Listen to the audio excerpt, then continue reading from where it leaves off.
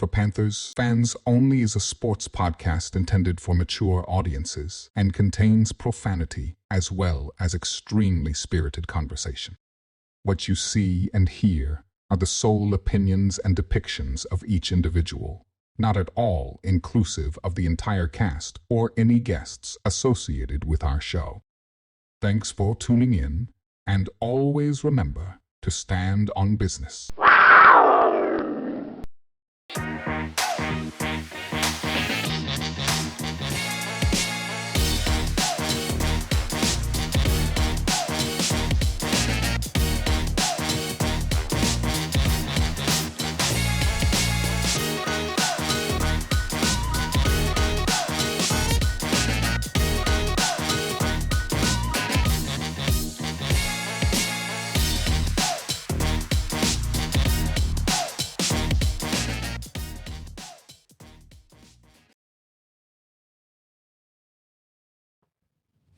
He got problems today. Don't snap, bro. Don't snap, bro. Oh, my God, bro. It's extra, bro. How about this? Make sure we don't lose shit today. Since you want to shoot gunshots. Shut up. Hey, we got a lot of faces in the building. A lot of new faces in the building. Yeah, it got them acting fucking different. I woke up like this. Not at all. Reporting live That's from too the loud. Too fucking loud. Too I loud. ain't talking about some big money shit. I ain't talking Welcome to about For Panthers big Fans money. Only. Hey, I'm going to go ahead and let y'all know we're in and out today. Training camp starts Wednesday. We're in and out. We got a lot of shit to do. Talking big money Back up. shit, bitch. Straight up out the gutter, never had shit. Now we got Don't mute me during the intro, nigga. I don't care when I mute me. Don't mute me now. I know the tears Got a special guest in the building today for y'all. money made me hungry, I'm a savage. Got a new part of the team in the building. She thinks she's not going to come on camera. She is. Surprise. What else? Dylan ain't even been on camera yet. I mean, he's been on the live streams. Oh, I guess he has. What? Welcome. Up in the house, I look up, I see bills everywhere. I see girls everywhere. I see scales everywhere. I see hair everywhere. I get mail everywhere. Walked inside the booth and came out in the Learjet. Football season is officially back. Rookies reported yesterday. Vets today. Wednesday, first practice. I've seen a lot of niggas chatting. Jacksonville Jaguars fans, imagine the fuck that. Niggas that don't got no conference titles. I mean, realistically, imagine you saying anything to me. Realistically. And we're going to be in the building. And we going to be in the building. If it's And smoke, and see, this is why Rob be on my top. I'm not going to lie. This is why Rob be on my top. I ain't talking about some big Music up. I'm gonna start messing with him. I'm gonna start messing with you, bro. My fault. Hey, I got a new challenge. I got a new challenge for niggas. For the 2025-2026 season, create your own content. And I got a tripping. That's my new challenge. That's my new challenge. That's all I'm gonna say. Or I just shouldn't. or if you don't want to create your new content, at least fucking give credit where credit is due. But then again, shout out everybody that's in the space. Yeah. Except for C3 and Big Cat. Everybody else, or I shouldn't name drop like that. I should mark it, please. I'm just saying. No, listen, because I don't want to get hemmed up. I don't want to fuck nothing up. You know what I'm saying? But Big Cat, he been knowing what it is with him. And C3. Do I even have to mark it? Nah, actually, I mean, just you know leave it. what? Nah, Stand you on don't. fucking You business. don't. You right. My fault. Refer to the tag in the back. And I'm in. Matter of fact, let me not go crazy. Niggas got to give credit when credit is due. That shit. Long story short. Welcome to For Panthers Fans Only. If you don't already, make sure to tap in with us on social media at For Panthers Fans Only on Instagram, YouTube. Cool, perfect. TikTok. I literally gave you the alley, but you're not focused. I'm trying to find something. Hold up. Allegedly, I mean, I don't know why this narrative was created, but allegedly, I got it. Okay, go ahead. All right, I'll let you tell the people like how things went. Old and new. If you follow us on YouTube, I mean, you can actually probably find our stuff a lot more easier now, more accessible. you don't get confused where it's like goodies and two shoes, and then you have to click on the page and scroll before you find like our content. They never had to scroll. We finally got get back. We finally got that changed after probably 2 to 3 years discussing it internally with our team. Not 2 to 3 years. Yep, about 2 to 3 years. A year and a half. No. When was the last time we had a big meeting? A very, very large meeting was at the beginning of Why you keep interrupting? March or Yeah, Can he tell the story? because I was telling Tavian yesterday, I was like, we had that discussion before Dylan got on the team, and then we had a discussion. Dylan brought it up again. He's been on the team how long? About Almost 2 years? 2 years. Yeah, so, I mean, it's been a while. It's been a long time coming, but we had to get, like, new faces in the building for them to put their input in, for people to cooperate and, see the benefit of changing that up. So we finally got that changed for y'all. So hopefully it's no more confusion going forward, and we hope y'all enjoy the new page and the design and things of that sort. So, And what is it called? What is it called now? For Panthers Fans Only. So, shout out to our marketing director. Are you done? We greatly, greatly appreciate you and your input. So, thank you for being a part of the team. Already making shit happen as soon as you step in the door. Are you done? Just like your ancestors. Didn't want to listen until it... Never mind. Let's move on. So tap in with us on social media at For Panthers Fans Only, Instagram, TikTok, YouTube. X, you can find us at FPFO_podcast. If you're listening on DSPs, thank you so much. Make sure to like, comment, leave a follow, or follow, first and foremost. Leave a comment, leave a review. I personally don't care. You can rate it 1 star, 2 stars. Just help us with the SEO. If you're going to hate, just help us with the SEO. I'm fine with it. What else? What am I missing? Oh, we launched a fantasy football league, For Panthers Fans Only fantasy football league for our subscribers, our followers, etc. I'm in the league. Terrence, you already signed up? Yep. Did you sign up already? I did not. Of course.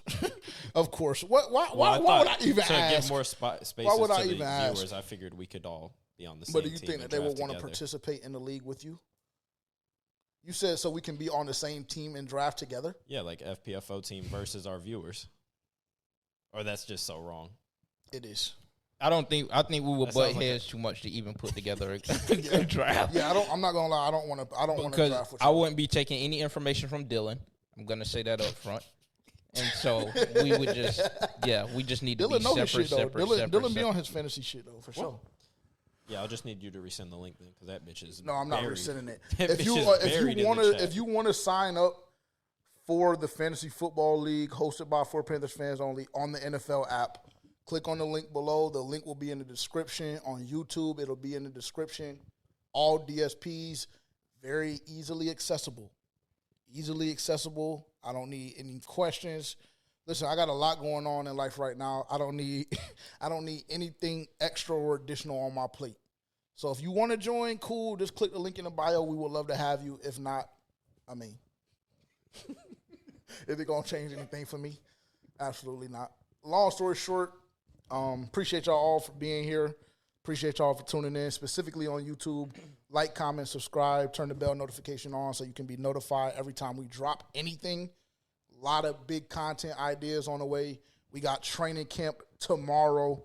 Shit is going to be booming and jumping. So make sure you turn that bell notification on so you can stay informed on what we have going on. I'm your host, JJ. I'm your co-host, Terrence. I'm your producer, Tavian. And yeah, very short show today. Did anybody start a clock? Did you start a clock, sir? There's a clock running. Okay, cool. Oh, Haley, just making a difference. Just making a difference. We might need you here every single week we record. Your throat's not bruised yet. I'm just saying, bro. I'm just saying. You got some endurance on you. Gentlemen, how are you guys doing? Just make it quick, please. Is he done, bro? Is he done? I'm doing great. Had a phenomenal weekend. Nothing too crazy. Yeah, it was chill. I was able to rest a little bit. But yeah. Do you have a kickball update for us? I think the viewers are very, very captivated by you guys' kickball stories. I mean, we got fucking blasted in the playoffs with our last team. But, stuff had to come to an end. I'm happy that it did. We ended up losing that game. Played our next game. To start the new season? To start the new season. And let me just go ahead and tell you, from a coach/GM perspective, I mean, I put together a fucking phenomenal team. I'm going to just go ahead and say that, and anybody can stop me when I'm lying. I just put together a phenomenal team. So second game, we started off down 6-1, you know, but I had to get shit in gear. We ended up winning 11-6, just to say the least. Didn't score another run? Nope. Didn't score another run. So we only started out that bad because we had people that didn't really understand the rules yet. Are you done? Are you done? Are you done? Cool. But do you not be hearing it, bro? Or do I just be like blazing? Yeah, you be blazing. Do I be blazing, bro? Or do you be hearing it, bro? I don't know. Anytime he sounds like he has like what are we talking about? Anytime he sounds like that, bro, it's because he needs to clear his throat, bro. Go ahead, bro. Like you I said, said, you didn't have people that know the rules? Exactly. Okay. We had people that didn't really understand the rules yet. They were still trying to get acclimated and whatnot. And once they got acclimated and started understanding how the shit goes, we took off. Yeah. So I think we'll have a very more successful season this particular season, and I'm happy to be on my new team, to say the least. And we will be getting moved up a division, unfortunately. Yes. Are y'all worried about that at all? No. That's how nice the team is? Y'all both said it that fast? Yeah, we're good. What Josh say? We're good in the West. You know, I'd be on Terrence's ass when he get the Lion, but he won't lie. He put together a good team. We're good. Fair enough. We should just go ahead and knock this part out, right? I feel like people have been waiting long enough. Clear your throat. That's why. But you see, I do it We're talking immediately. about WWE. No, not WWE. Oh, my fault. The giveaway. I just feel like we should go ahead and knock that out. That WWE conversation is just so stupid, bro. Like, honestly. Yeah, when you were coming up, did you ever have a moment in time where you just loved the WWE? Yes. Okay, thank you. We got called a lot of names. Smelly. We got called a lot of names in our group chat today because we tried to tell Dylan, like, nigga, your childhood was deprived. Because he was just shitting on WWE fans, and I just couldn't for the life of me understand why. I'm not going to lie. But we cleared that up. And very, very nice trek down memory lane, to say the least. Because then I went on YouTube, started searching up matches. I did very minimal work today because of y'all.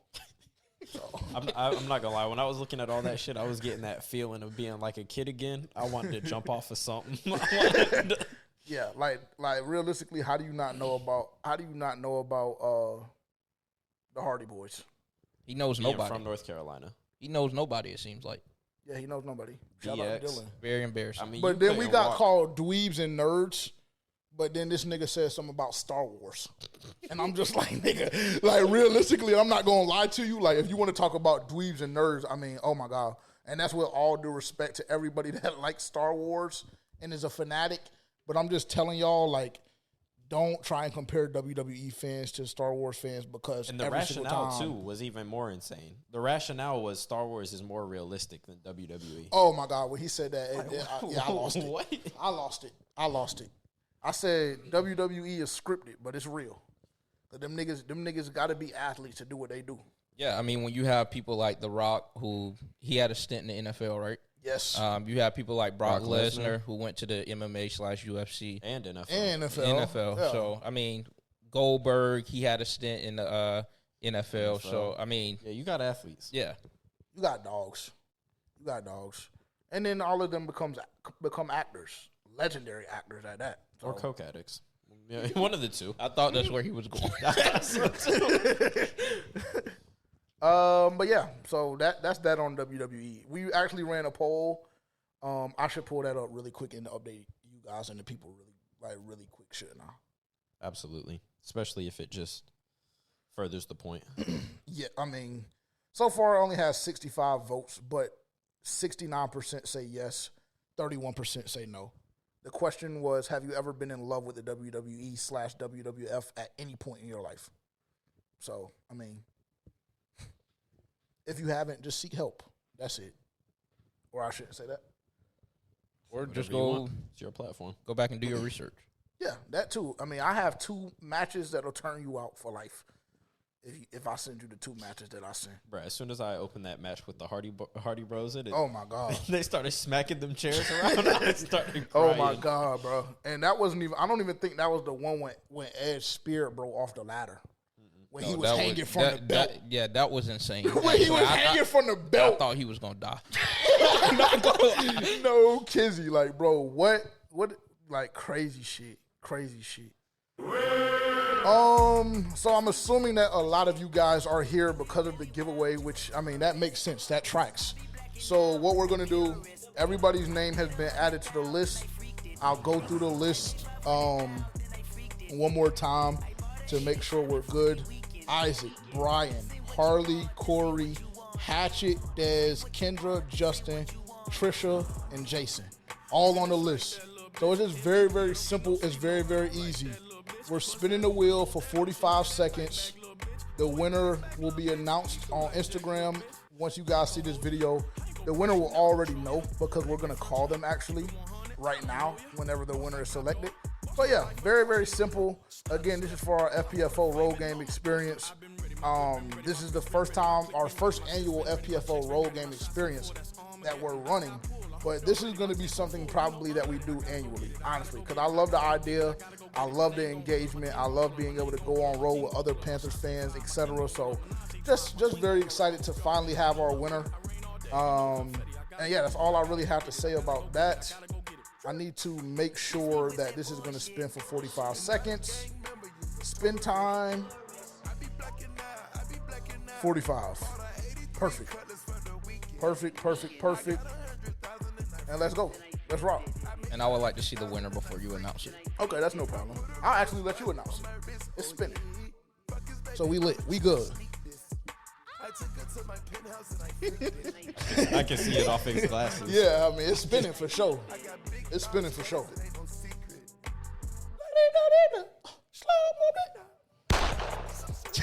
That delay, bro. We got to get the delay, bro. Yeah, I know, bro. We got to get the delay out. We probably about, what, halfway there now? Good luck. Big moment. You ain't really wild, you a tourist. I be blacking out with the purist. I paid 100,000, then I freaked it. I'm waiting to see his reaction. All right, we have our winner. Good. Would you like to see? Am I going to like it? Yeah. Let me see. You're going to like it for sure. Okay, cool. Yeah.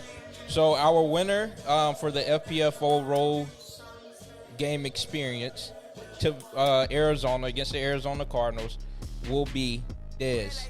Yeah. So everybody give it up for Dez. Everybody, round of applause. Keep the round of applause going.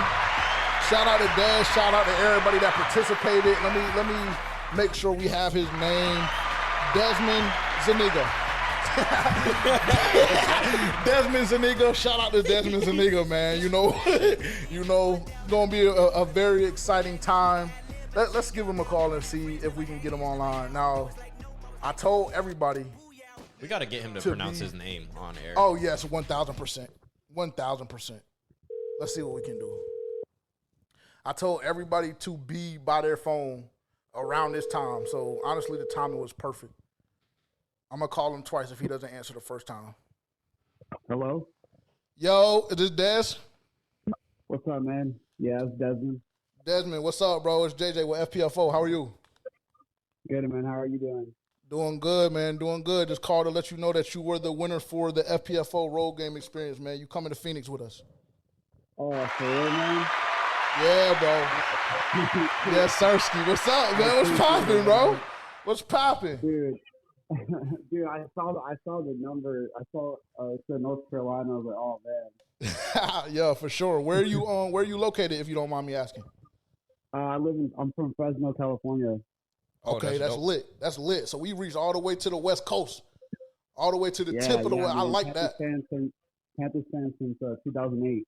Yes, Sirski. Facts. Yes, Sirski. Love to hear it, bro. Love to hear it. Well, super excited to hit the road with you, bro. We're gonna have our fan engagement director contact you. I'm gonna give her your number. We're gonna set up a Zoom call. So whenever you're free this week, we'll get that set up and we'll work out some logistics. But congratulations. Okay. Thank you, man. Cool. My heart's pounding right now. I'm so excited. Hey, that's dope. Congrats, brother. Can't wait to celebrate with you. Let's do it. For sure, man. Hey, let's have a good season. For sure, bro. For sure. Keep pounding. First shot on us. We got you. Yes, sir. All right, man. I'll see y'all. All right. Be safe, bro. You too.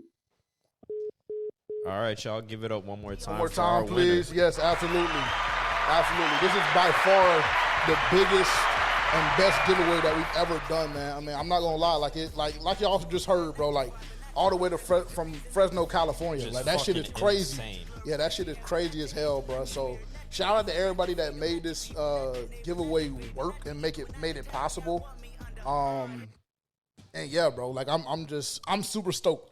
I'm not gonna lie, I'm super stoked. Shout out Des for real, and thank everyone for attending. Entering in. You heard him correct him, Desmond. Yeah, call him by his full name. That's what he said. Shout out Des. Thank everyone for attending, for participating and rocking with us this far. And shout out Des. Can't wait to party with you in Arizona. Yeah, bro. It's gonna be a movie. I'm not gonna lie. It's gonna be a movie for sure. Great time. Yeah, man. I mean, this is like real shit. Not just like be on that, but like this is real life why we do this shit. Honestly, bro. Like it's about community. It's about giving people opportunities. It's about giving back. Like, that's why we want the platform, and that's why we worked hard to get where we are. And, I mean, to me, this is just the beginning. I'm not going to hold you. Like, I have so many visions and aspirations and dreams for where this shit can take us and where this can go. And, I mean, the FPFO Road Game Experience is really just, to me, a sample size of what we're going to do in the future and what we're trying to accomplish. So, again, we appreciate all of you guys for participating. I mean, we did numbers.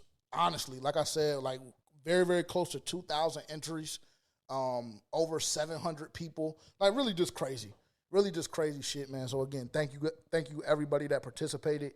To the people that made the top 10 list, the finalists that didn't get opportunity, sorry, but run it back next year.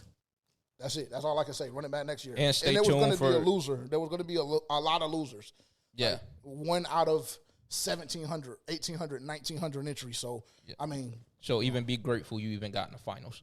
I mean, I wasn't going to be that aggressive with it, but exactly. We appreciate y'all participating. But stay tuned for future giveaways. We do giveaways all the time. Yes.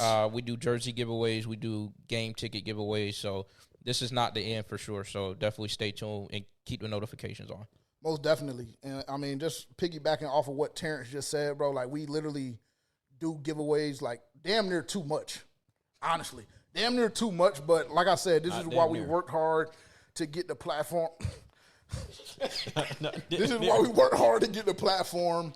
And, yeah, like me and Rob were just talking about it the other day. Like we're just going to, I mean, this is why y'all need to be tapped in on social media too. And y'all damn near need to have all noties on. But we're just going to do a random home game at some point during the season and just say, we're going to find a follower, put like a brief step that they have to do on all platforms, and literally just enter them into some shit on a Thursday night and tell them, okay, cool, well, if you're local or even if you're not local, come to the game this week with us. Come kick it. So I love it. I will say we do a lot of damn giveaways. I love it, though. I will say that. Very, very thankful for the platform that you guys have given us. And, yeah, I'm just super excited for where this shit can take us. I'm going to spin the wheel again right now for the two alternates, and I dropped it down to 15 seconds. So we'll get our two alternates. I'm not going to give them a call just because I don't want to get their hopes up.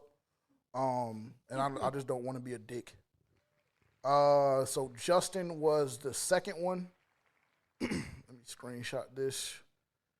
Take him off. So that's our first alternate should anything occur with Desmond. Hopefully not. And then our second alternate is Hatchet. So shout out to you guys as well again. Appreciate y'all for participating. If anything occurs, just be ready. Just be ready. Just be ready. Damn, so never mind. I know. I mean, there was only so much we could do. There was only so much to do, man. Baby, if I could, I would. Put a name on it. Stand on business. I don't forgot the name was, but I'll never forget what she looked like. Move on. Her name is spelled exactly like hers, except for there's an R in the middle. Yeah. Bring her on. You gotta give her a call. Don't be a fucking creep, bro. Because they already accused us of cheating for baddies. Well, they already accused clearly me specifically. Yeah. A person just won all the way out in California. Yeah. When we had a baddie in the top 10. Yeah. If I had my pick, I mean. And she didn't even get the alternate slot. Oh, God. So there's that narrative.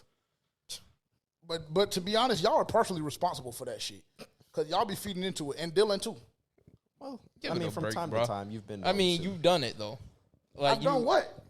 I've handpicked fucking winners for our giveaways.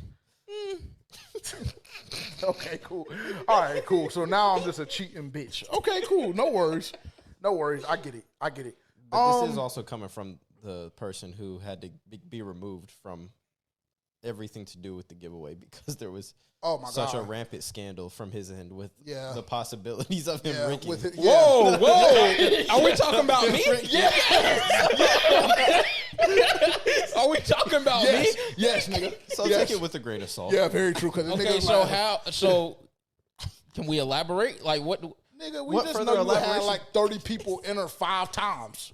So your odds were very good, and you were like, "Oh yeah, I'm gonna be their +1." No, the fuck you not, nigga. You gonna have to put that fucking show up, nigga. No, you not. Well, they didn't win anyway, so they didn't. Sorry. Keep participating. Keep tuning in, tapping in, doing what you need to do. I got y'all next time. Refer to the tag at the beginning. Very simple. Training camp starts tomorrow. Would you like to join? Would you like to go ahead and join the set? Very excited. Can we please get a round of applause going? I just want y'all to know. Go ahead. You got it. A round of applause, bro. It's yellow. I got to mark them. It's yellow. It's very simple. I got to mark them. It's very simple. We've been trying to make this happen for, only God knows how long. And every single time, he's denied me. Not true. No, JJ. Hold. Turn them up. Speak into the mic for me one more time. Hello? There we go. It is true. That is not true. It's very true, actually. What you've done is you've been a guest on the show via phone call. And we're multiple times. Yes, round of applause for that. But the people wanted to see your face, want to put a face with a name. So ecstatic that you're on the show today. How you feeling? Oh, glad to be here. Long time coming. Last time I was not on the show because I had to perform a civic duty. Oh, yes. They had him hemmed. True. They had him hemmed. So that kind of interfered with this, but now the time was right. I'm in town, and we're here. Yes, sir. Here to discuss all things new and all things great. Yes, sir. I like that. Yes, sir. Come on, dropping bars already for sure. But like I said, so training camp is officially upon us. I'm super stoked, bro. I'm super stoked. We have a lot of position groups that we're going to dive into. Just very briefly, though. I don't want to give y'all too much just because I want to kind of see how things are shaping up once training camp kicks off. But I'm going to get you guys' opinion on what position groups you all will be looking at. From a battle standpoint, we're going to look at a couple of injury updates that we got today. Matter of fact, let me start here. And actually, I want y'all's feedback on this as well. But I remember specifically, I didn't know what word I wanted to use. Just relax, chill. I remember specifically coming on this platform and telling niggas when they announced that Tommy Tremble was going to be ready for training camp, I literally came on this podcast and said, hey, don't fall for it. This is the same thing that they did with Jonathan Brooks. This is the same thing they did with DJ Wanham. And Dante Jackson. So fast forward to Monday evening or Monday afternoon, whenever it was, it's announced that Tommy Tremble is starting training camp off on the PUP list. And to be honest, it just pisses me off that niggas lie. I'd rather you – that's too much. I mean, I'm just being honest, bro. I just get sick and tired of the organization lying about injuries, not being forthcoming with information. Just because, like, at this point, we already know. It's just very, very frustrating. Now, with that being said, we need a replacement. I mean, we also kind of figured that it would be this way. I mean, the nigga had back surgery. So, yeah. I mean, it's like back surgery. Don't tell me that he's going to be ready. Yeah, I do agree with that. Like, but, I mean, if you just, like, any kind of logical sense, like, not saying you didn't have any because you came on here and said it, but it's like he had back surgery, and this wasn't a surgery immediately after the season. Like, this lingered on into the offseason, and then he had back surgery. So it's like, obviously, you're like, probably knew he wasn't going to be ready for training camp. And then that might be why they actually went out and got a tight end as well in the draft. Very true. I mean, yeah, I kind of figured it. I would just say, just to piggyback off of that, I feel like the organization's in a position where they've already decided they're moving on from him. I mean, we drafted this year a tight end. We got JT. He seems like he's due to make a step forward this year. And it doesn't necessarily break my heart that Tommy Tremble is not going to be participating, but I do wish him well. But yeah. Why is that? Why doesn't just because I don't feel like he's been a pivotal piece. And he's had minimal production. I'll say that. Exactly. Have they showed us that they're going to move on? Because didn't they just pay him? They did just give him a contract. What was it, 1 or 2 years? I think it was 2 years. So I don't think they know what they want to do. I think that, for one, the first thing in this is, for whatever reason, this coaching staff is infatuated with him, specifically Dave Canales. I personally don't know why, because this is, year 4, and we've gotten minimal production literally every single season. So that's confusing to me personally. That's number one. Number two, he's been injury prone. Like, I don't know the last time Tommy Tremble played a full season. And when you combine those two, injury prone, minimal production, I don't understand the fascination with a nigga that's been in the league for 4 or 5 years. And I seen something very interesting on X, and this will get a giggle from the cast because I was on this nigga's dick bad, pause. But I seen a comparison this past week on X that said Tommy Tremble is coming very, very, very close to being Ian Thomas 2.0. Yes, Lord. So, I mean, that is very dangerous territory to wander off in. I'm not gonna lie. Why are you looking at me like that? Because I was gassing him up. What do you want me to say? Yeah, I was wrong. I mean, Tavian, I guess he knew more about you. I didn't know you said all that bullshit about him. Boy. Yeah, but this was like pre you coming to training camp. It was atrocious, bro. It was atrocious. I will admit it was. Yeah, but that's it was embarrassing. But it's not surprising coming from you. I will say. My introduction to Ian Thomas was like, I went into that shit thinking he was about to be a generational tight end. The way that JJ gassed him up, I thought I was about to see one of the best players that I've ever seen in the history of the league. Because he sucked him off so bad. I'm not gonna lie, bro. He's bad, bro. He's gassing, bro. He's gassing, nigga. My infatuation with Ian Thomas stemmed from training camp. Can we call Kenny? Yes. Actually, no, I don't want to call. I don't want to call Kenny. I don't want to call Kenny. Can you admit that my infatuation stemmed from training camp? What I saw in training camp? It was at training camp. You had gotten there a little earlier, right? Like you were there a day or two before. True. That's very true. Yeah, so I believe it now. So I got down there, and he's like, "Bro, this nigga Ian Thomas is the fucking truth. He's better. He's Greg. He's replacing Greg. Yada yada." Man, yada. that nigga probably caught 3 passes. Never in my life said that bitch was better than Greg. No, you said he was replacing Greg. You were like, "We got Greg's replacement. Shit. Like he gonna be one of them ones. Take over." But nonetheless, this is JT's room. This is JT's room.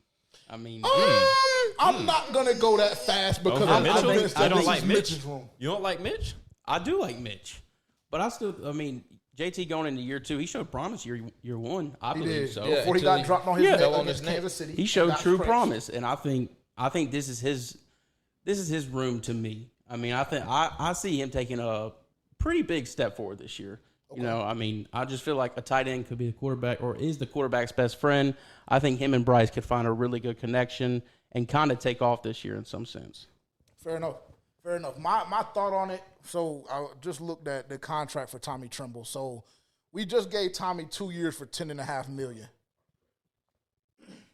Are we good? Okay. We just gave Tommy 2 years, $10.5 million. So this year, next year, I don't hate what you're saying. JT is not a traditional tight end. Like, even when we were watching the vlog, and we'll touch on the Nalo vlog here in a little bit, just very, very briefly. But even when we were watching the vlog, we just, talked about how XL is damn near the same size as JT. Yeah. My hesitation with JT, because y'all know that this whole entire cast has been extremely high on JT. I think that he's going to be extremely productive. He's just not a traditional tight end, right? So he's not going to really help you in those run schemes. He's not going to help you when you're wanting to run play action, because it's like when he comes on the field, you damn near know that it's going to be a pass. Yeah, but that's just knowing your personnel. I mean, fair enough. That's knowing your personnel. I mean, there's multiple teams in this league that utilize run blocking tight ends and pass catching tight ends. Very and I true. think that we're just falling in the fold of being one of those teams. So what do you have? I think, and this has been my hot take. This is one of my hot takes from April. I think Mitch is going to be the starter come week 11, week 12. I think he takes it over. I like the idea. Due to performance? Just performance based? Yeah, performance based. Yeah, performance. I'm infatuated with him. I don't give a fuck. I don't know if it's something about tight ends. I really don't know what it is. But yeah, it's something about Mitch kind of gets my Johnson going a little bit. Well, I mean, I think he's going to be good. I feel like you get a guy out of Notre Dame, tight end. I feel like they kind of roll him out of there a little bit. Mm-hmm. I mean, I think he will be good, but I just think going forward, JT, it's his spot to lose. And like you said, I do think we'll be in the position where we're utilizing both. Yeah. I feel like a lot of the good teams in this league utilize two tight ends. I mean, likely Andrews, you got tight ends from Buffalo, City, right? Yep, Buffalo, two tight Dawson ends. and Kincaid. Yep, you got two tight ends in Kansas Mayer City. And what's his name? Brock Bowers. And Vegas. Yep. And then Throwback Ferguson, isn't there a... About to say, y'all got two, or is it just Ferguson? Yeah, they still use Ferguson and Schoonmaker. Yeah. And then throwback to Gronk and Hernandez. Yeah, so I feel like good teams... Nick Gray and All right. Travis. All right, Yeah, good teams operate with two tight ends. I mean, don't say it like that, nigga. I just watched the Kansas City game, and Nick Gray gave us crazy fucking Nigga, work. I'm talking about what Tavian just did when he mentioned Aaron Oh, Hernandez. so I didn't even. Yeah, I was about to say I didn't. I hit the red button. For what? When Aaron I said Gronk and Hernandez. Aaron Hernandez. Oh yeah, that's wild. I'm not gonna hold it. That's crazy. Yeah, that nigga was sliding on everything moving. Bitch, get out of the way now. Yeah, and see, that's what Carolina is missing. No, bro. Yeah, nigga, get out of the way now. Actually, no, you're right. We don't need that. We don't need that. You're right. That's too far. Rest in peace. Rest in peace to the victims and Aaron Hernandez himself. I'm glad you specified. Because Well one of them said. ain't resting peacefully. I said one of them damn sure ain't resting peacefully. All right. Topic of tight ends. Noah Fant, yes or no? 1 year deal. Yes. Yes. Sure. Noah But Fant is better than Tommy Tremble. Yeah. Noah Fant is better than JT Sanders, and Noah Fant is better than Mitchell Evans. Are we going off the assumption that Tommy Tremble won't be available for an extended period of time this season? If he's not available, then I think Then, you give him a call for sure. I think that you give him a call regardless. 1 year deal. Prove it? Well, it's I not mean, even a yeah, prove it. sure, prove it. I mean, but we know if he proves it, he's skating. But 1 year deal, you get Tommy. Nigga, I'm done with Tommy. Honestly, like But I you tried have- my best. You have three serviceable tight ends right now. Yeah. And I just believe there's other places in which the team could add, not necessarily being tight end. Like safety. Yeah. Yes. I mean, I don't think that's something that needs to be their first point of focus would be Noah Fant. But, like, it will go with what the coaching staff has been saying and what Dan Morgan has been saying. Like, we're trying to challenge the guys in the rooms. Like, this is going to be a roster where we're challenging the position groups, where we're challenging everybody in the position group. So Noah Fant would do just that. Like, he's a veteran in the league. You have two young tight ends, one who didn't play a lot last year because of an injury, one who just got drafted, and then you have one who can't stay healthy. And unfortunately, his job is on the line because even though you paid him, but it's like you can't continue to go down this road with Tommy Tremble, and he can't stay healthy, and he's giving minimum production. So I wouldn't hate it, but I agree with what you said. I don't think that it needs to be a point of focus before you go address other needs like safety or corner or something like that. Fair enough. On Monday, the Carolina Panthers, I mean, we're starting early. We brought in a couple of guys for workouts. One of those guys, Kenny Dyson, he used to play for us, outside linebacker. And then Tyler Mabry, who's an ex-Seahawks tight end as well. was actually with the Seahawks while the tight end coach for us currently, Pat McPherson, was there. So, I mean, we know how this coaching staff and this front office does. It's very family-oriented, I'll say that. And family-oriented in the sense that if you've been a part of an organization in which Dave Canales or anybody from his staff has been a part of at some point or another, you liable to get a job, i.e. David Moore. Connections-based league. I mean, sure, fair enough. But Mabry, I don't even know who that nigga is. He's not better than Noah Fant. Bring Noah Fant in. That's how I feel. I'm not gonna lie, bro. If you want a top 10 offense, like we keep hearing repeatedly, you got to have weapons all over the field. And like I said, I believe in JT. I think JT is going to be a great pass catching tight end. But like Terrence just mentioned, you have to challenge the room. Go ahead. You were about to say something. I was just going to say, I mean, we're at a time point in the year, we're in the summer, we're bringing everybody in.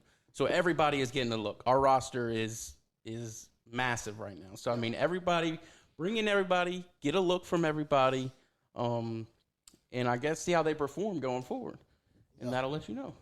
Well, all of that being said, tight end for me is definitely going to be one of those position groups that I'm hyper-focused on throughout the year or throughout training camp specifically. I'm gonna go out on a limb and say I don't even think it's really gonna be as wide open as we believe it to be today. I am really under the impression that Mitchell Evans is going to step in and kind of take over that room very, very early on, and I think that'll become very apparent as training camp comes closer. I do think so because I think he's more polished than JT. Like while JT has more raw like traits that you can refine, I think Mitchell Evans comes out a little bit more polished. He's not a little person, like he's massive for its like even by tight end standards. He's a pretty big tight end. And I just think that Bryce is I think he's going to have, like, the mental aspect of the game down, and I think Bryce and him are going to find common ground and have that connection. And I think we're going to see that, pay in dividends very, very early on. Yeah, I see where you're getting at, but I'm just not ready to go that far yet, just because I feel like we haven't given JT a fair shake. Like, I think he was solid before he got injured, and then plus we also got to remember that he was still battling behind Tommy Tremble and Ian Thomas. Like, so it's not like he had a clear-cut start and roll to where he can get this production that, we kind of hoped he would, especially when they drafted him where they did. Mm-hmm. And so I feel like he just hasn't gotten a fair shake yet. But, I mean, whoever's the better player, that's who I want to see on the field. Right. And whoever Bryce has that connection with, that's who I want to see on the field. But, I mean, JT still has to go out and do what he has to do to put himself in the best position to win that job. And I do agree with you saying that he hasn't had a fair shake yet. But I also think that another component that we can't ignore is the fact is blocking. Blocking being a very integral part of the position of tight end, and I just don't know if JT he doesn't have it. Is good. Yeah, when it comes to blocking, I think Mitch is going to be able to provide you with more versatility in your schemes versus a JT. When JT's out there, I think it's more obvious it's a passing situation. Yeah, I mean, get penalties like a motherfucker. I mean, yeah, we just have to see it though, because that was his rookie year. I mean, we don't know how Mitchell is going to be blocking against NFL guys. We just don't know. So it's like we just have to see it to, see what really happens there. But, I mean, it is what it is. The best player needs to be on the field regardless. Yeah, totally agree. I mean, just staying on the offensive side of the ball and talking specifically about weapons, what wide receiver is getting cut? I just need David answers Moore. Already. Okay, you say David Moore. Who do you got yet? How many are we keeping, bro? Yeah, that's the question. That's the real question. Last year, I was hellbound on the fact that we were keeping 7. Yeah. And unfortunately, that just didn't happen. This year, I think that we're keeping 7. I think we're keeping 7.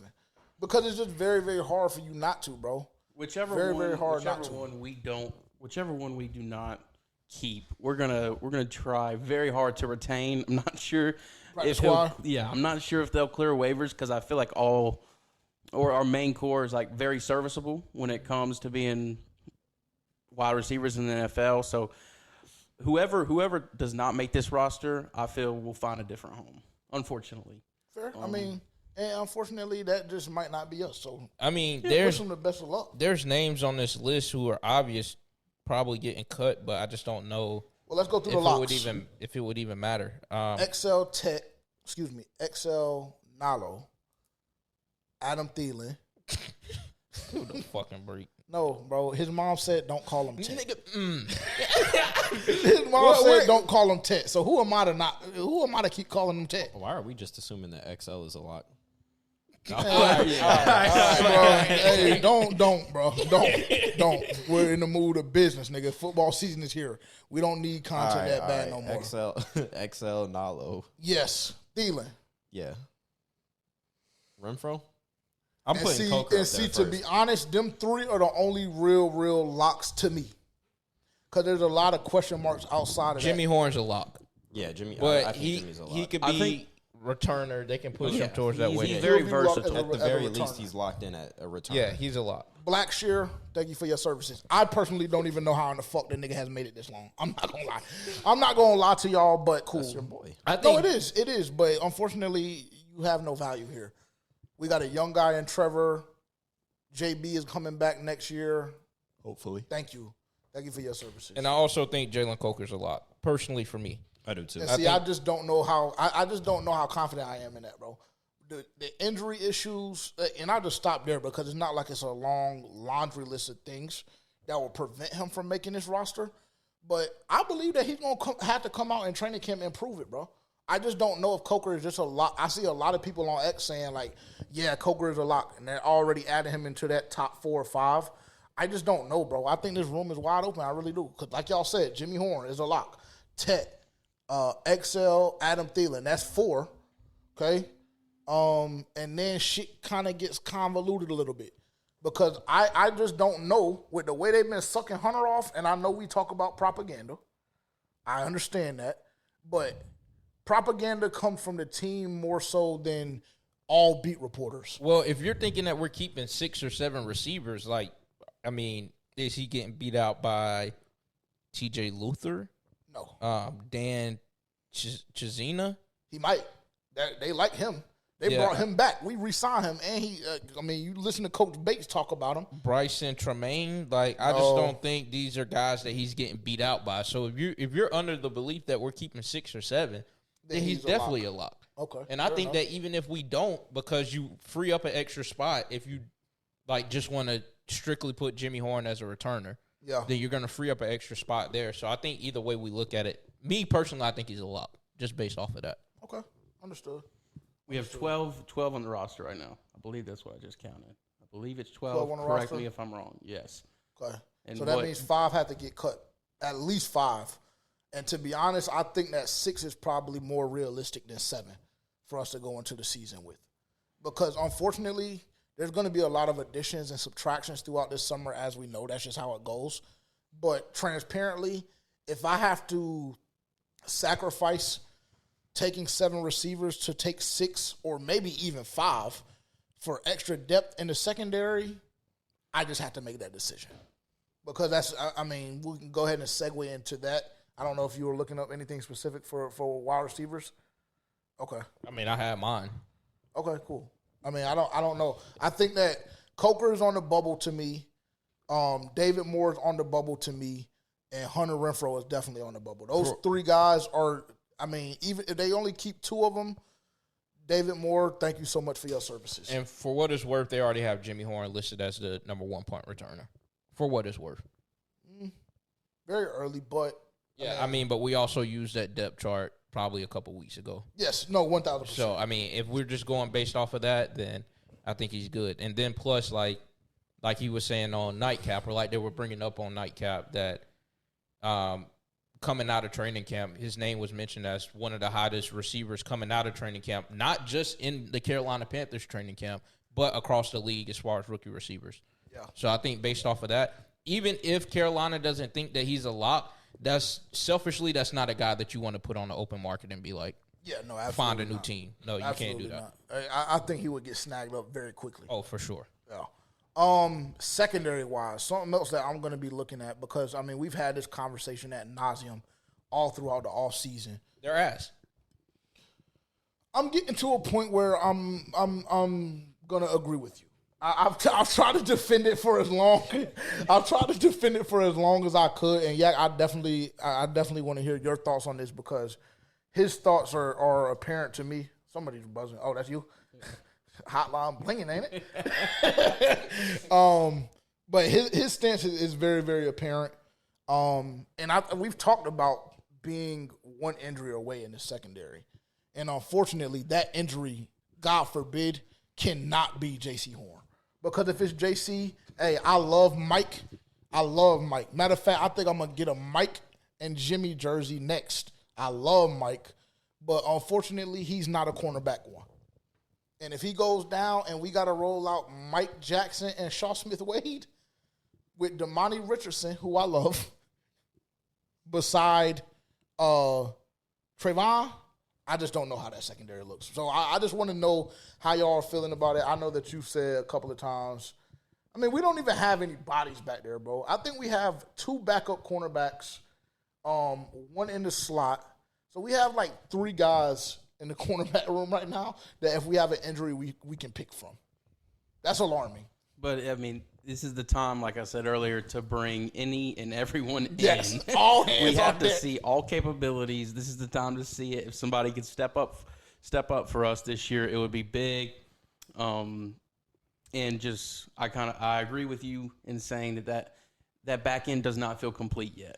It obviously doesn't feel week 1 ready. We ready for week 1. Them niggas is, bro, Jacksonville's pussy. I'm not gonna lie. Well, but actually, no, they're not. Because they got Brian and they got Trav. So continue. My bad. You're right. We're not week 1 ready. I mean, like you said, I would like to see an addition of another safety if possible. But you don't trust Damani? Let's go ahead and have the conversation. No. Because let's talk about that. That's a position group that I'm going to be looking at as well, is safety. We know Trayvon is going to be green. Trayvon is a lot. He's going to hold his own, yes. But beside Trayvon, we were talking the other day, and you said something about Ransom. So make your case for Ransom. Because I just don't see it. I just think that him and Trayvon are the same exact player. Personally, to me, I'm very high on Ransom just because I watched a lot of him in college. I watched him in the run game. He comes up, he fills holes. And I think he obviously, at this level, will have to improve his coverage. And, I mean, being back there with somebody like Trayvon Mooring would be very beneficial to him and his development, I think. He's obviously going to play a role in special teams. I think we'll kind of get a glimpse of what he could be through that lens. But, yeah, I just think there's a really high upside with him coming out of a good program. If you watch the film, especially the Oregon game out in the Rose Bowl, he did his thing. So I'm very high on him. I think he just needs to make some plays this offseason. He'll get recognized and possibly have a role. Interesting. You care to add anything? I mean, you hate Damani. I just don't know why you hate Damani. I haven't. Stop. Why do you always bring this narrative up when it comes to players that I just don't put as highly on the totem pole as you do? It's just, I don't hate Damani. I just think that Damani is still a developmental piece. And I think for where y'all think this franchise should be, or this team should be rather, during the duration of the season or towards the end of the season, I just don't know if Damani is the guy that's going to be able to support that role that we need him to. Not right now. Not right now. Okay. I don't hate him. Fair enough. I just don't know what better options you have. I mean, you have better options if you go and get them. But unfortunately, we just can't drop a bag on Julian. It just can't happen. We can't drop a bag on Julian. I believe that they are going to bring in multiple guys because this cornerback room, they always talk about challenging the room. Unfortunately, there's no challenging that room right now at all. Everybody is comfortable and locked as it pertains to the top 3 or 4. And to me, that's not going to cut it when you talk about the names that are on the list, and I'll just pull it up real quick. Okay, so based on now that you're saying, like, you're agreeing with me a little bit that the secondary is ass. Yeah, I will agree. Is your win total still the same? 1,000%. 1,000%. I don't get that logic, but I mean, because like I just don't believe. I think that my point is that the secondary is ass should an injury occur. You think it's serviceable right now? It is 1,000% serviceable. I'm comfortable with going into Jacksonville, Arizona, Atlanta at home, New England. I'm comfortable with rolling into those games with the secondary that we have right now. I am. If you're telling me that Damani is starting, Merring is starting, JC is starting, and Mike is starting with our front 7, I'm okay. I'm okay. I believe it's serviceable. I do. Now, like I said, if there's an injury that occurs, let me pull this depth chart up real quick because this is when shit gets messy, which is where I start to err on your side of belief that this secondary is not cut. But you know how I feel about Shaw Smith-Wade, and if you don't and you're new here and you guys are a little bit confused on how I feel about him, I had Shaw Smith-Wade making the most progress out of everybody last year, to be honest. If you look at where Shaw Smith-Wade started the season off and where he ended, he looked like a totally different player to me, and he looked miles ahead of where he was before. So a new player in a good way. So I'm comfortable with Shaw Smith-Wade. He's not a cornerback one. He's a great nickel piece. So cool. And you think he's a bitch. I just don't, and unfortunately, I just don't know why. I just don't know why. I don't get it. I don't know why. Why do we keep painting this narrative? Okay, well, I'm sorry. How do you feel about Shaw Smith-Wade? I'll open the floor. I don't feel comfortable with rolling him out right now. I don't. Why though? I just don't think he's that good. He's 5'5", and I mean, he's not 5'5". Okay, he's not 5'5", bro. He's like 5'10". Fuck, he's not 5'10". In cleats. I don't even think he's 5'10" in cleats. So not 5'5", but like 5'8", 5'9", somewhere in that range. Yeah, 5'8", 5'7".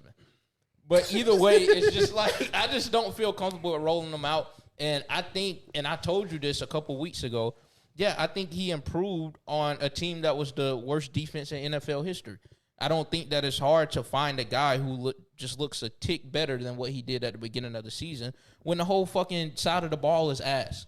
So sometimes you just gotta, any little thing that you see that's good, it's gonna catch your eye because everything else is extremely terrible bad around it. Yeah, so I mean, that's kind of how I feel about him. But I hope he can be the player that you think he is. I really do. I think he's a dog. Just speaking on the secondary, and again, depth chart does not matter right now. But like you just mentioned, we're going based off the information provided to us at this very time. Right now, the Carolina Panthers have Nick Scott as free safety 1 beside Trayvon Merring. Unfortunately, Dave Canales, Dan Morgan, and Co., and everybody involved, that's going to trigger me if I see that. That's going to trigger me if I see him starting week 1. I'm just letting it be known to everybody involved. You don't know what he's going to do in training camp. He might be nice at training camp. I know that he's not better than Damani. I know that for a fact. I saw that on the field last year. So I don't need to see shit else. No, because they gave the nigga the opportunity last year, and Damani came in and snatched that hole because Nick wasn't able to get the job done. He just simply wasn't. Taking a look at that cornerback room a little bit more in depth, we talk about being an injury away. Behind Mike Jackson, they have Shamar Bartholomew from the Jets. We signed him last year. I can't remember if it was during the offseason or during the season, but I do remember bringing him in from New York. He's sweet. Caleb Evans. No. No, absolutely not. If y'all want to, do you know what he even brings to the table? I do. No, he doesn't. No, he doesn't. Excuse me. I know what he brings to the table, and the problem is he brings nothing to the table because I've seen him play. If y'all want to, long story short, if y'all want a snapshot of what this secondary will be when, or let me not say when, if we have a significant injury to one of our starting cornerbacks, go back, NFL plus condensed game, Atlanta Falcons week 18. And, I mean, we let Michael Penix put our dick in the dirt.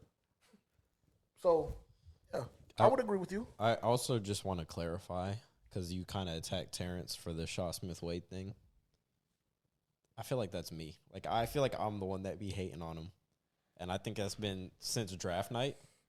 I haven't. Yeah, you have to get over that. Oh, I have too. He's been on my shit list. He's been on my shit list for a very long time. And unlike you, he did nothing for me last season that made me believe, like, yeah. Yeah, because didn't you grade him at a D- or some shit like when we did something like 4 or 5 weeks ago? I think that was me too. Yeah. And we passed up on Cooper DeJean and Kool-Aid. Yeah, I mean, and that's why he will never. Wait, they were drafted in the second round, though, correct? They were drafted in the second round. We went to Jonathan Brooks. So don't knock and that makes Shaw, it even fucking worse. But don't knock Shaw for something that he had no control over. Hey, niggas thought that I was nice enough to make a team. They could go get a running back in a second because I'm that nigga. So, yeah, just everybody pipe down and relax and chill. No, that's not how it went. It didn't go like that. I don't know how it went. I don't know who did that scouting for that region, but I would challenge their credentials a little bit. Well, they might have been one of the scouts that we let go and told them to beat it. Rightfully so. Shit is crazy. I mean, niggas just hate. How do you feel about Shaw Smith the way I think year two, coming off year one, can be the biggest jump for a player in the league. After getting his feet wet, year one, I think he can do the things necessary in the offseason to improve his game and possibly make a bigger impact, which is kind of what I'm looking forward to seeing if he does that or not. We'll know based off training camp if he made a jump or not. But I don't think you can necessarily deem somebody a bust just after year one when they really just stuck their foot in the water. It's a lot of guys that they do that with. I know, and they that's unfair. XL beside Jesus. It's unfair. It's on Mount Calvary. Nobody labeled him as a bust. Nobody labeled both of them as a bust. Not at all. So okay, so what has the narrative been the whole offseason? He's just ass. If somebody is ass and they got drafted in the first round, then that insinuates that they're a bust. I was talking about Shaw Smith. My thing has been he can't catch. He needs to get. I've said this from the beginning. I said this when he got drafted and we looked at the tape. He's not a natural catcher of the ball. He catches with his body. He needs to improve his hands, and he showed that throughout the season that he can't really catch the ball. So you got to get it to him. Yeah. He's got a bit of that Quentin Johnston in him. Yeah, and you know what I've been thinking about recently? I'm sure you're going to let me know. Yeah, I mean, so go ahead. If he goes into this season and he just continues to have that problem, we got one or two options. Put the motherfucker in the backfield. If he can't do that, clip him. Because I'm not going to be able. Now we're illogical. I'm not going to be able to stomach it anymore after this season. Put XL in the backfield. That's your reasoning. I mean, if we got to hand it off to the motherfucker for him to produce, where else he gonna go? He does like working out with Debo in the offseason. Another receiver who's been known to take some snaps from the backfield. 850 and 7. When he puts up 850 and 7, then y'all just chill a little bit. Is that a deal? Yeah, I mean, is that a deal? Nobody has really. You try to push this narrative. You make it way bigger than it actually is. Like we just said, his hands need to improve. It's just that simple. Yeah, we don't need to see as many drops. I told y'all the other day that y'all hyper focus on one drop too. And I fully stand by that statement too. No, we hyper focus on 8. No, y'all hyper focus on 1. The one drop, XL started having a drop problem when he dropped the game winner against Philly. That's when I kept hearing about XL had a drop problem. XL is garbage. You remember he dropped him against KC? You remember that drop against KC? Of course I do. But I mean, I also remember David Moore dropping 4 of them bitches against. Stop trying to get that off, bro. Kansas City. What are we doing, bro? Stop trying to get that off. It's a big difference. Like Tavian said in the chat, David Moore is a journeyman. David Moore, we're just talking about him on the bubble of being cut. And XL got drafted in the first fucking round. I'm just telling y'all, it's a difference. It's a difference. Compare XL's first season to all the first round wide receivers taken in 2025. There's a couple that stand out. Brian Thomas had an exceptional year. Marvin Harrison, did he meet expectations to you? Ass. No, not for where he got drafted. Ricky Pearsall. Got shot. Let's give shot. Niggas walked down on him. So cool. That nigga went on shit. All right, he went on shit. So cool. Next. Ricky Pearsall. Ass. Xavier Worthy. I wouldn't say Xavier Worthy. Ass. What? I was gonna say. I believe. Are we serious? Well, there goes the validity. There's no way. To me, Brian Thomas and Xavier Worthy exceeded expectations. For year one, first round wide receivers, Roma Dunze was taken, I believe, 10th overall. Malik Neighbors. That was the year prior. Malik Neighbors was in the same class as Marvin Harrison. Last year, I believe. Yeah. Malik, You're correct. Stud. So, but, I mean, we're also talking about top 10 picks. We're talking about top 10 I'll be back. Picks. I understand that. Okay. Why do you have that suspicious look on your face? Are we still rolling? Yeah, we're still rolling. Oh, okay. Try to talk into the flat part of the head. Yeah, like that, because the sound keeps changing with the angles. Yeah, sorry about that. I got the wrong microphone. 25, 35, 25. That's how long we have. We're not gonna make it. I tried. Hey, anytime you need to leave, feel free to just get up, bro. We greatly appreciate you. Greatly appreciate you being here. But yeah, I'm just all of that being said. Should I come great get on point. camera? Huh? No. Should I come get on camera? I mean, I don't give a I'm fuck. just fucking around. I'm just fucking around. But my main point in that was a lot of people like to deem somebody's not good after year one. We took them in the first round, yada, yada, yada. I feel like there's a lot of fan bases out there who, with their first round draft pick, are not necessarily happy because they have unfair expectations. And I believe that was probably something placed on XL's shoulder, being that the wide receiver room was almost vacant upon his arrival. So, I mean, 38-year-old he 100% had 80 fucking targets. He 100% had more expectations placed on his shoulders when coming in. But you also have to take into consideration the fact that the organization went and traded to get into the first round specifically to make sure that they could pick this guy prior to Buffalo picking their Keon Coleman. They traded up one place. Whatever, but they still they wanted him. That's what you're saying. Yeah, they made a valid effort to go out and get this guy because they saw something. With the emphasis on we want this guy in the first round so we can have the extra fifth-year option on him. Yeah. Because we value him. And you leverage your future again for another draft pick. Might not have been as much as you did for Bryce, obviously, but you still leverage a portion of your future to go get this guy. And then you come in and we're still seeing you have these issues that should have been figured out in your time at South Carolina. And yet we have to go back through now. Again, we're in year 2, and I still have to see you in the offseason trying to catch passes with your body. And then the times that you do try to catch them with your hands, you fucking drop it. And that's extremely frustrating because that is your number one job as an NFL wide receiver is to catch the fucking ball. That's agree. Number one. I agree. But then again, when Jamar Chase was drafted, where there's not rumors that he had a difficult time adjusting to the NFL ball, and I'm not comparing Jamar Chase and Xavier Legette. I am. I'm just saying. I am. I'm just saying. I feel like there's these narratives out there that once they get on somebody's back, it's hard to get it off until they go out and have a 1,000-yard receiving season, 8 touchdowns, and I just think that's an unfair expectation. Devontae Adams is another name that was absolute dog shit. His first year and a half to 2 years. First year and a half, 2 years, extremely mediocre, and then proceeded to go crazy. Mm-hmm. So I mean, yeah. We're trying to get me a charger right now. Sorry for the interruption. My apologies. A charger for what? That shit is just sad and embarrassing. A charger for what? iPhone 16 Pro. That's the USB-C? Yeah. I have a USB-C. I just need a block. There's one right. You can just plug it into the side of the thing right here. But you need your phone, though, right? 1,000% need my phone. Well, you're just cooked. Yeah. What percentage is it on? 2. So, I mean, something got to give. Snips. Yeah, the phone. Yeah, no, that's not going to work. Does anybody have a block piece? Tavian, you don't have an extra block piece? Haley, if you check, there's a North Face bag up there. This is all production, and we're not cutting any of it out. This is the real raw FPFO. If you check in that front pocket, there may be, what is that, a regular USB? Buddy, is that a regular USB?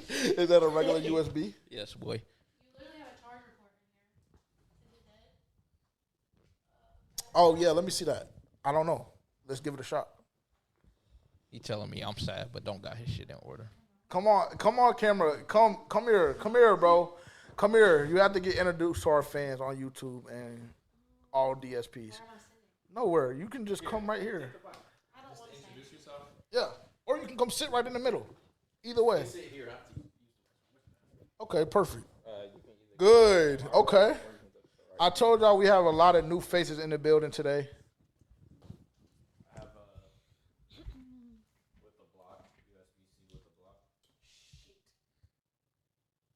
Hey. Oh, he has a USB-C. Hey, bro, see, that's why we brought you around. This is our new fanning. I got one. I'm good for right now. Oh, my God, and it's on 100%. Yeah. But my stuff wasn't in order. Huh? It wasn't. Did you tell me I was sad? Like, yeah, but nigga, I just have like a lot of tech, and I just be forgetting where a lot of it is because I have different bags for different situations. So I don't know. Same. Or is it a little bit different? Anyways, let me make a formal introduction. This is our fan engagement and marketing director. She's new here. If our producer was here and not doing other things, well, he was trying to get me a charger, so I won't stand here. Can we get a round of applause, please? And the yellow button. Did he tell me to shut the fuck up? Yeah, figures. Can we get a round of applause for our new team member? Haley was brought on this week. And yeah, thanks so much for being here and playing your part. Talking to your great mic. job.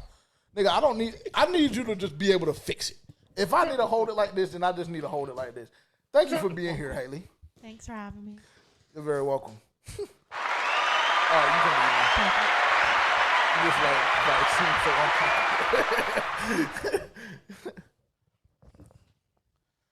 uncomfortable. But yeah, I don't even know where we were. Let's wrap this shit up real quick. The training camp topic. Another room. First and foremost, I want to say this. We haven't done a good job at talking about linebackers, but it's a red flag. It's a red flag all around. But I want to just highlight outside linebackers, DNs, for this particular point, and we just got to pray to God because there's no solution in the linebacker room. I mean, there's not really much to talk about. Y'all are gassed up off of Christian Roseboom for some reason. I don't think the nigga's worth a fuck. Actually, I shouldn't say that. I shouldn't say it like that. I really had to do a better job at the way I. You don't know though, bro. He had I think. Go ahead, Terrence. No, you go. I was just gonna say I think he moves very well sideline to sideline. And he had 100+ tackles last year. 130 for a relatively whatever. good defense. That's not a great sign, though, always coming from a linebacker. I will say, like, tackling statistics can be a little bit misleading because that could also mean you were fucking off in coverage. Well, when you go look at Trevin Wallace's stats, this is a good fucking sign. I can tell you that. That's very true. You go look at his stats. For what we have, it's a good sign. Now, on a relatively good defense, I can agree with you.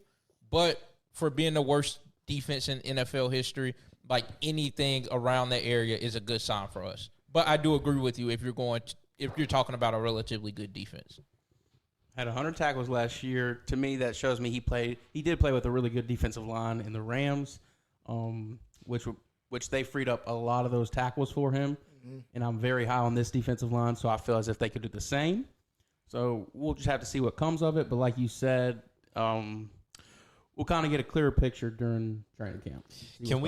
Can we stay there for just a second? Because I want to know why it is that you're high on the defensive line. Because I was thinking that I would be higher on them, but as the season kind of nears, I'm starting to pull back a little bit and think, like, I have a lot of question marks, particularly with DB coming back healthy and then relying on these rookie edges. Can I just say something before he answers just very briefly? No, because I feel like we've heard very, very briefly. And it's if gonna be DB isn't who DB was before the injury, transparently, with all due respect, we don't give a fuck. We have Ashawn. And now we have Turk. And we got Bobby. That's what I'll say. But, yeah, I'll give the floor to you. Respectfully, of course, because I love DB. I thought he should have made the top 10 defensive tackle list that we talked about last week. But cool. I was just going to say, I mean, I think DB will come back into form. I'm really high on Turk. I think he can be very good for this defense. Bobby Brown is 25 years old. I think that's an asset. I think he moves very well on his feet to be that big. And like you said, Ashawn is a big body in there as well. And then you have a little bit of depth with Shot Tuttle being like kind of like a rotation guy to be in there, maybe like 5. Can I interject? Shot Tuttle was fucking clipped. Well, go ahead. Go ahead. My bad. I think that's a depth piece that he's experienced. He's been in the league long enough. I think it's a rotation piece. I feel like we'll see a lot of 5-man fronts with this defense. We're big.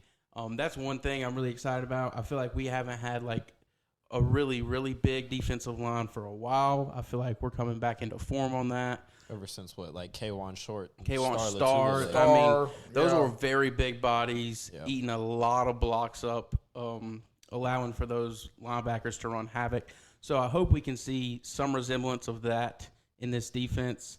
But I will agree with JJ. We do need to figure out those linebackers, especially those inside linebackers. I will also say you weren't high on Josie Jewell either. No, but Josie Jewell is another one of those guys. I kind of put him in the Shaw Smith Wade.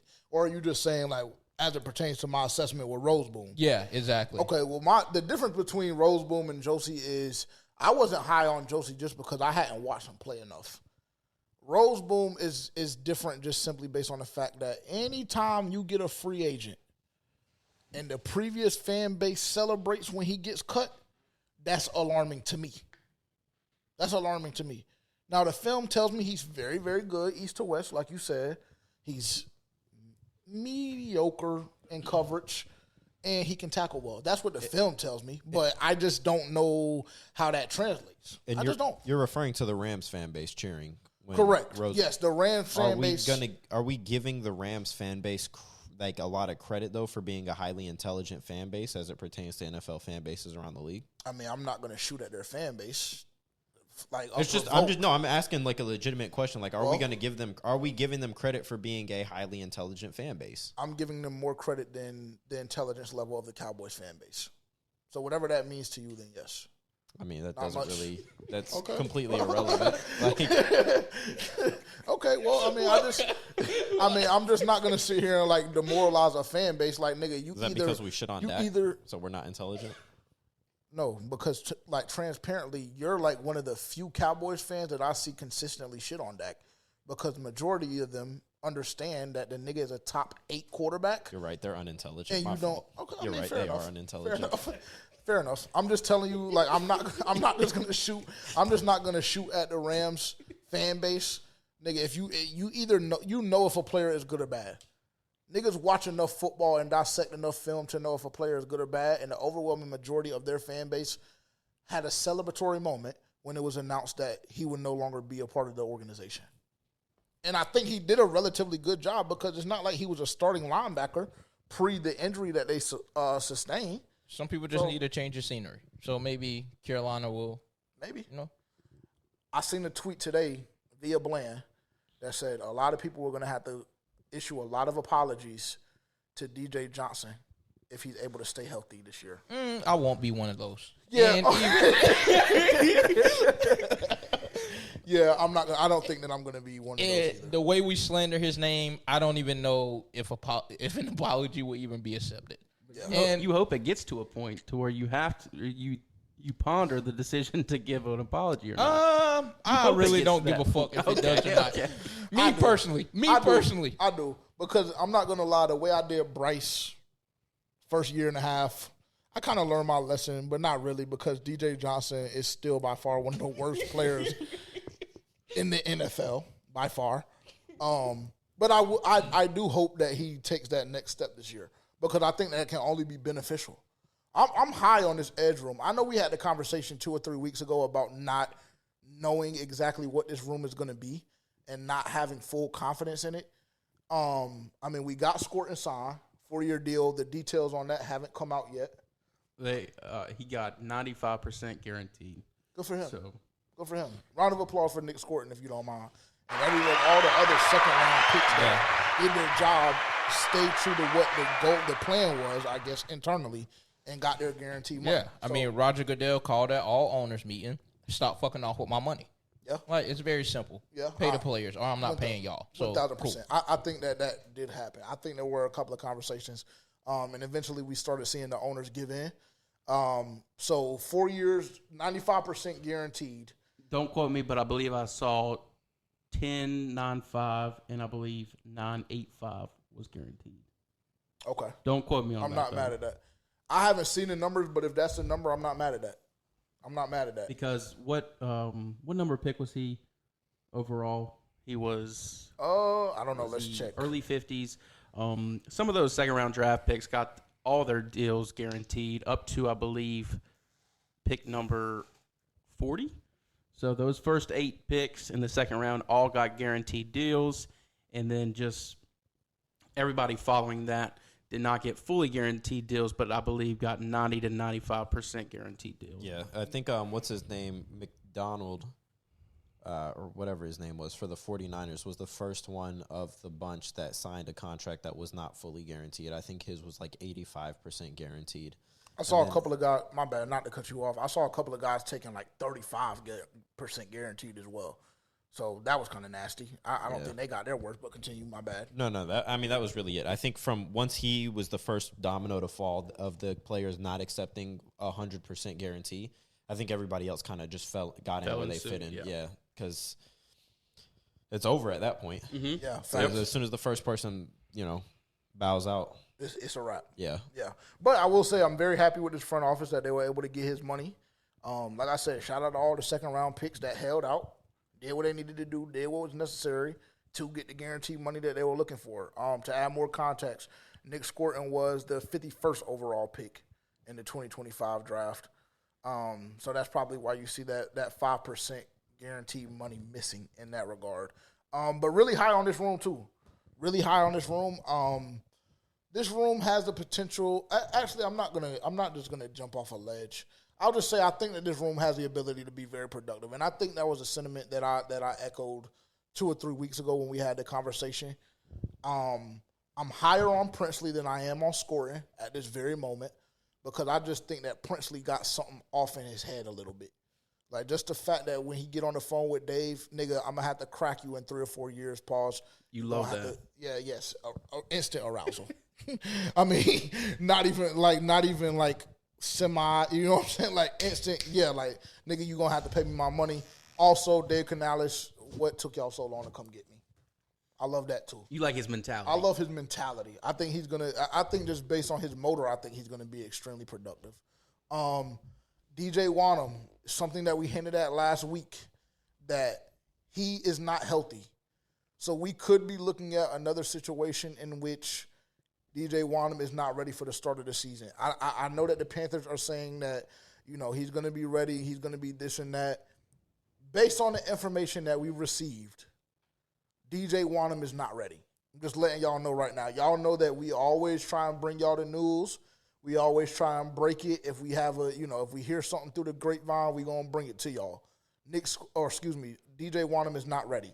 So that is a tad bit alarming, especially like you mentioned, Tavian, a couple of weeks ago, with you releasing Jadeveon Clowney. A lot of these young guys are going to get thrusted into a role, in my opinion, where they're almost demanded to produce and produce quickly. Because I don't know if I'm comfortable with relying on my primary pass rusher being Pat Jones. I just don't. I just don't. That's just me. I'll open up the floor to y'all just to talk briefly on the edge room and how y'all are feeling right now. I mean, I think it's like what I've been saying the whole time. There's a lot left to be desired. There's a lot of unknown there. We just don't know because, we're dependent on 2 rookies, I think. Pat Jones, like you said, I don't think anyone is like, oh, we're ready to see Pat Jones on the field. And no disrespect to him, but it's just like he's not one of those guys that jumps off the stat sheet at you. And then you have DJ Wanham, who's battling an injury as well. So you're going to have to rely a lot on the young guys that you drafted. And as much as we hope that they're going to turn out to what we believe they will be, I just think it's unrealistic expectations that we may try to put on them to start the season off with. But, I mean, I hope that they exceed those expectations. But I think it's a little unfair to put those on them. And I think that if we have to go into the season banking on them being able to produce effectively and make an immediate impact, then we might need to slow our roll a little bit. So that does give me a little bit of cause for pause there. Fair enough. And I mean, not expecting anything at all from DJ Johnson at all going into year 3. Who, me? Yeah. I mean, bullshit aside, I would kind of agree with what you said. Like, obviously, I hope he takes that next step, but I don't think DJ Johnson has done anything to make me believe that will be the case necessarily. Okay. And it's been, 3 years? Is this year 3 or year 4? I don't know. I feel like this might be year 4. Yeah, I think it's year 3. I don't think I can say anything worse than what JJ said about the kid, but, I mean, he fucking sucks. Like, he fucking sucks. He's another one that falls into that category of not only do you fucking suck, but the organization jumped through hoops to get you there, and then I got to watch them bout in fucking tears in the war room. After they fucking draft you and, they're in the corner, jerking their shit all happy because you got there, and then you come out and you do absolutely fuck all of nothing. He just fucking sucks. That was a lot. It wasn't, though. That was a lot. What has he done? What? How many sacks does he have in 3 seasons? He's played 2. He's heading into year 3. I'm actually not going to say the number. Yeah, because it's what is it? Is it 0? 0.5. Yeah, DJ. Hey, shout out to you for making it to the NFL. I know a nice accounting job that you can get into. I know a nice accounting job that you can get into, and we got some enterprise. I know they like to hire a lot of former athletes. We'll just find you something else. Hit me up on LinkedIn after you get it done with the NFL, and we can find you something different to do. I think he's going to be okay. I don't think that he's going to be a starter, but I think that he'll be a solid rotational piece. I think he'll be able to do his job when he comes in the game. The CFL. Great league up there. You can go play with the Argonauts. The XFL. Everybody has a clean slate. For me, there's other leagues than the NFL, but you're just not cut for the NFL. Yeah, who are you most excited to see out of this edge room? Nick. Okay. I think he's going to be really good in the run game. I think he's a big body. I mean, I'm sure he's cut down a little bit since Texas A&M just to be at a better playing weight. But like you said with Princely, I like Nick's mentality. I like both of their mentalities. I think they're dogs, regardless. I think Nick can come in and make a day one impact. But there's still a lot of unknown with that young group. We'll see what happens during a training camp, but I would say Nick would be number 1 for me. So fair enough. I just think Princely's better. I just do. I think Nick is going to be a more well-rounded edge. I think Princely is going to give you the sack numbers, but I do like the upside that Nick provides from run protection and a pass rush. So, we'll see. We'll see. Jackson, thank you so much for being here, brother. Absolutely. Appreciate your time, man. Appreciate you. Round of applause. You have anything to plug or say before you leave? I do not. Just tap in with FPFO. Tired shit. Yeah, we're gonna tag you on the Instagram. Don't worry. But yeah, man, thank you so much for being here and hopping on. Would you like to go ahead and commit in front of the people that we'll see you back within the next week and a half to 2 weeks to talk about our training camp recap? Week and a half to 2 weeks. I will let the responsible parties know. Okay. I cannot commit, but I will let you know. All right. Fair enough. I think that's good enough. Yeah. I hope you guys enjoyed that piece. I've been, like I said, Yak is very knowledgeable on the game of football, and I would love to see him occur and appear a lot more, just as I would with Carter as well. Even though Carter is a Steelers fan, we won't necessarily hold that against him, I guess. Let's go here. Let's see. I want to go first this week because I'm prepared this week. Okay. Yes, sir, Ski. Lock this shit in. If you want to get Chocho, matter of fact, first and foremost, let me hear myself. I need to. Everybody just relax and give me 1 second. I think I might need to take some shit off. I didn't know the odds were that low.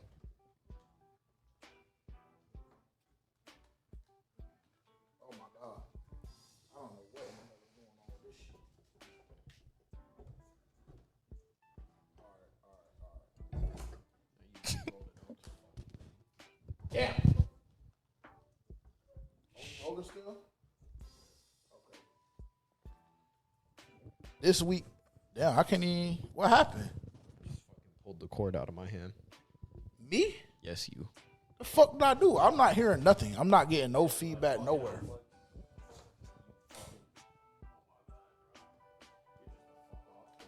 Bro, I just don't understand how we don't have this shit right. Because you've been fucking with your headphones the whole fucking day. Yeah, because them shits have been stuck the whole damn time.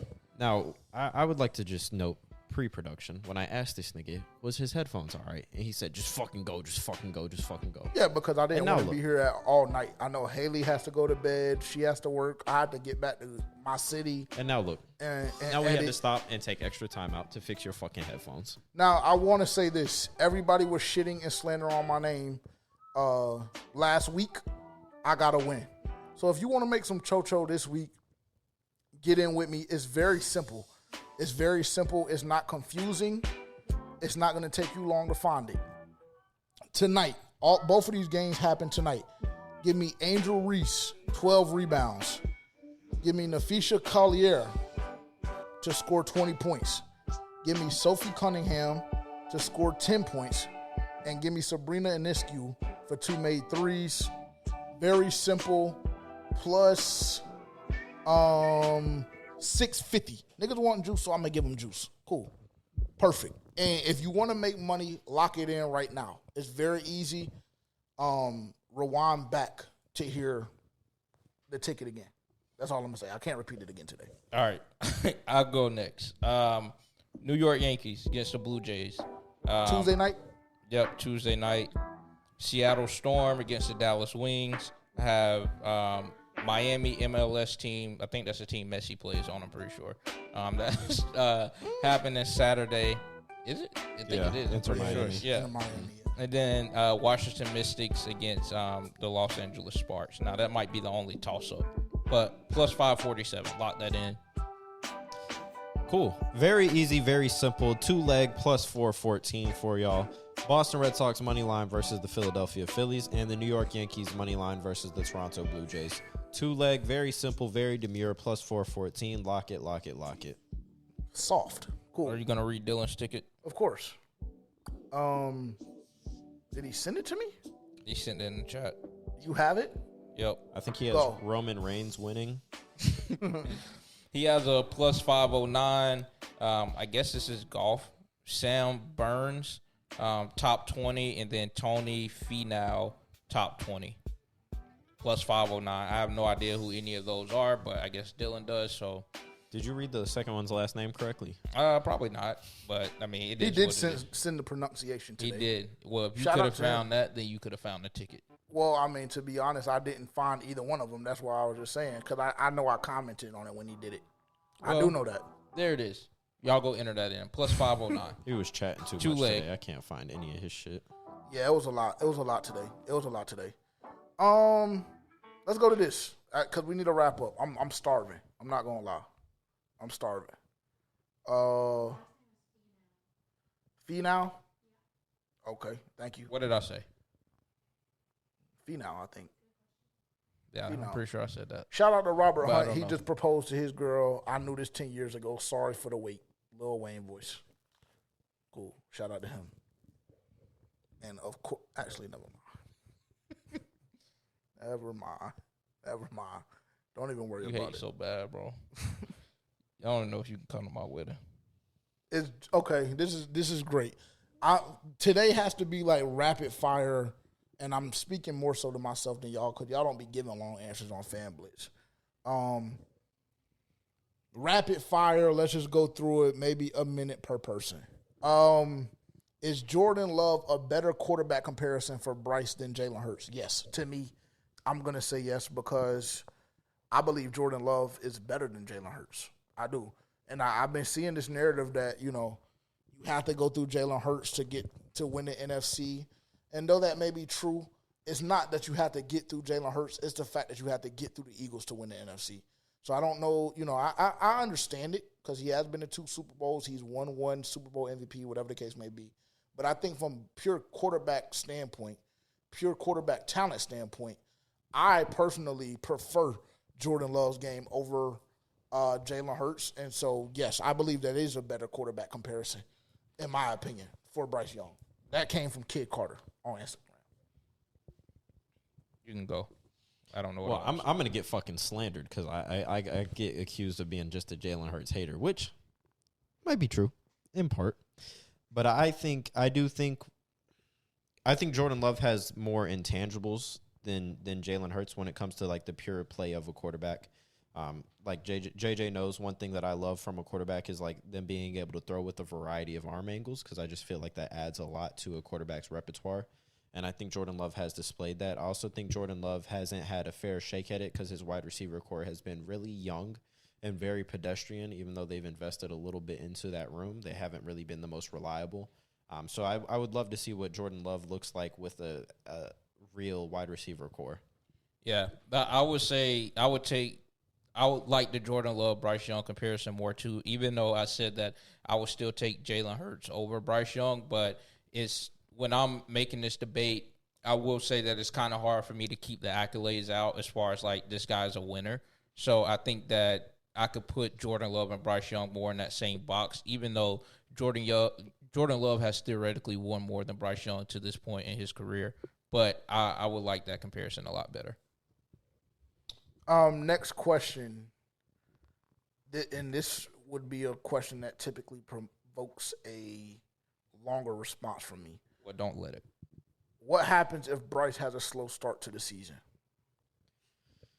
In short, if Bryce Young has a slow start to the season, we're fucked. It's very simple because, in my opinion, the easiest part of your schedule is the beginning part of your schedule. So if he starts off slow and we see another natural progression of him picking up steam and gaining momentum towards the end of the season, it'll be good. But I'm still going to be a little bit jaded just simply based on the fact that I don't understand why every single season we have to go through this. And obviously every single season would be last year and this year, should that occur. But I would be alarmed.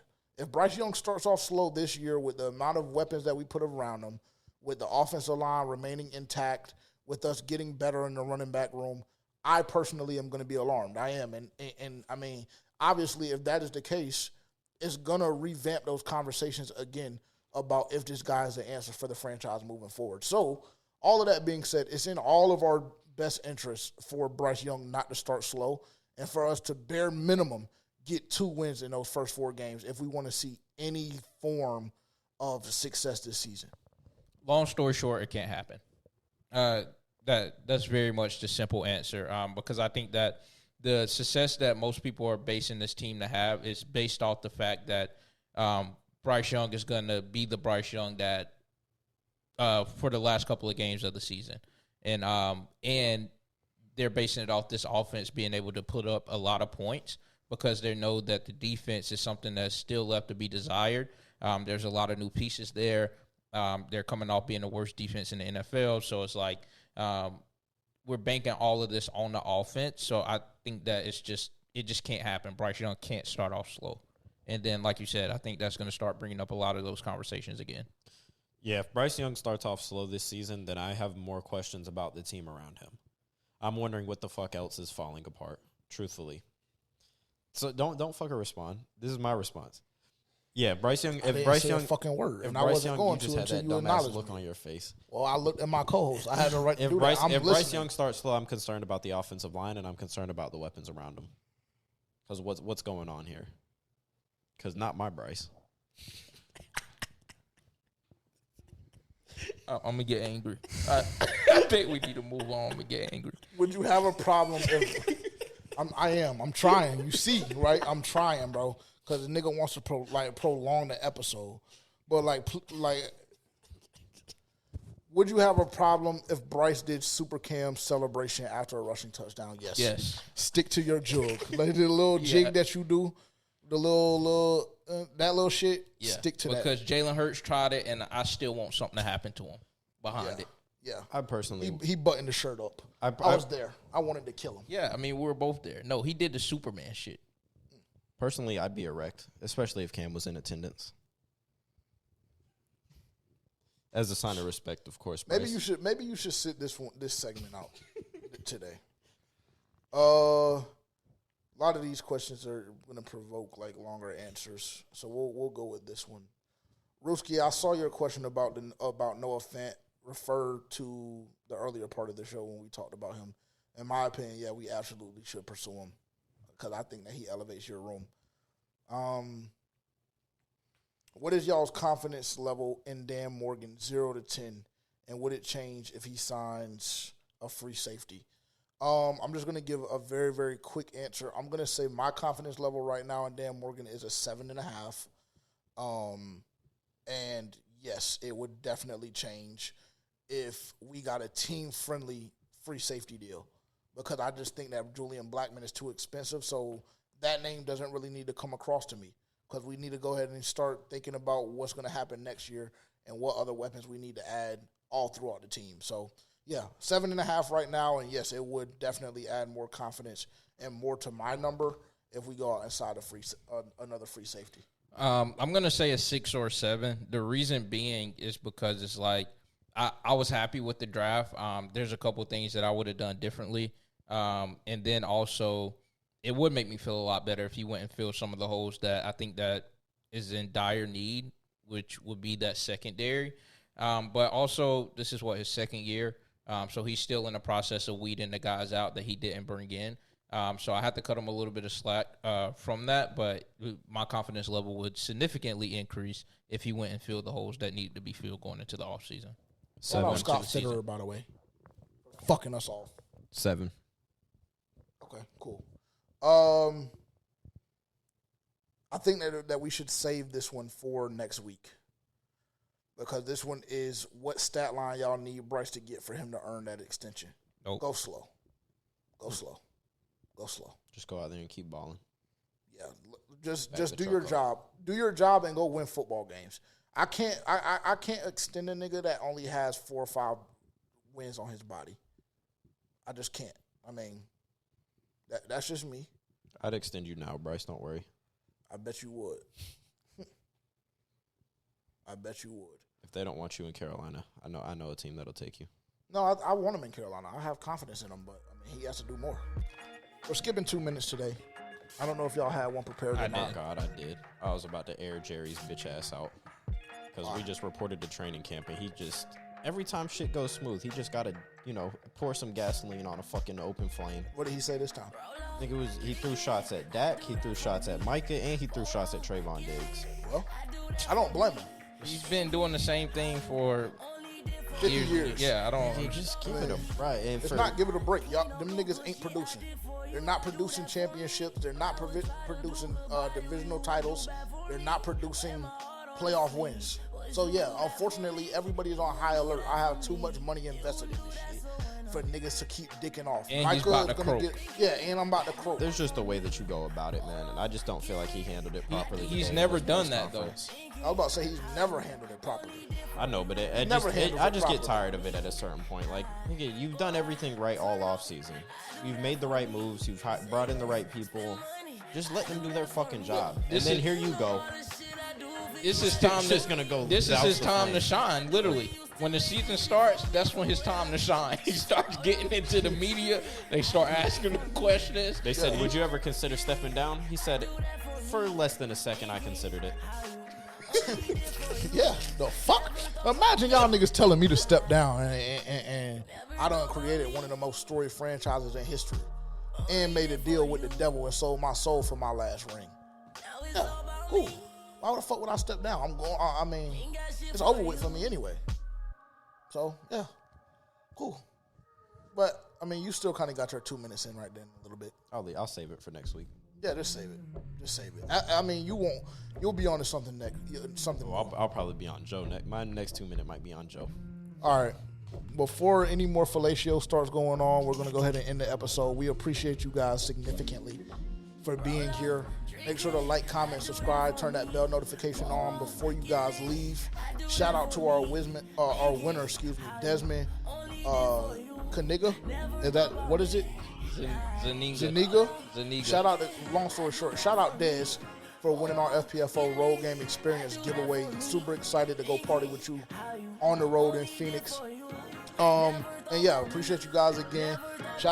Special shout out to Yak for joining the podcast today. Long time coming. Haley, thank you for making an appearance, even though I know that you absolutely despised it and you just were so uncomfortable, which I don't know why. You literally do this shit in front of a live audience for your job, but I mean, I digress. So thank you. All of that being said, that was kind of like a backhanded compliment, so I apologize. Subscribe to the Patreon. You're wild. Yeah, no, that's just never happening. That Patreon is just simply never happening. It's not. It's just not. But yeah, we'll be back next week. Also, just very, very briefly, make sure, again, to turn the bell notification on. I will be going live throughout training camp. We will have some content pieces releasing, whether it's short form videos or me and Terrence going live. We're going to have shit consistently coming out all throughout the next 2 or 3 weeks. We will be at FanFest in section 112, row 3. Come say what's up to us. We got a lot of things going on. Stop dropping the low like that. And yeah. I mean, tell them to put, what the fuck are they going to do? Shout out. I mean, because listen, as far as I'm concerned, I just feel like niggas should only show us love. Them players might have something else to say, but. Yeah, for you.